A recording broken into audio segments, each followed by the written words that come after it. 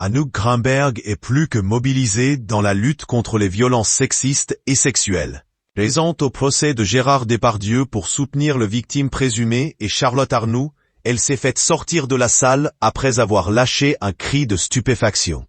Cela n'a pas entaché sa combativité. À l'aube de la parution de son livre Respect, aux éditions Julliard, le 3 avril en librairie, l'actrice de 62 ans continue de faire entendre sa voix. Récemment, elle a accordé une longue interview au journal Le Nouvel Obs. Elle a notamment parlé des abus infligés sur sa personne par Bertrand Blier, père de son fils et dont elle a partagé la vie pendant 10 ans. Il agissait en propriétaire de moi, il projetait constamment sur moi des fantasmes que j'étais censé incarner à l'écran. J'étais encerclé par son regard, à la merci de ses délires de metteur en scène. Mais pour le dernier film que j'ai fait avec lui, mon homme, il a dépassé toutes les limites, a-t-elle décrit. Anouk Grimberg sait qu'elle n'est malheureusement pas la seule à avoir subi des violences sexuelles de la part de différents réalisateurs. Toujours dans le Nouvel Obs, elle a notamment raconté une scène immonde qui ne quittera jamais son esprit. Celle-ci concerne Charlotte Gainsbourg.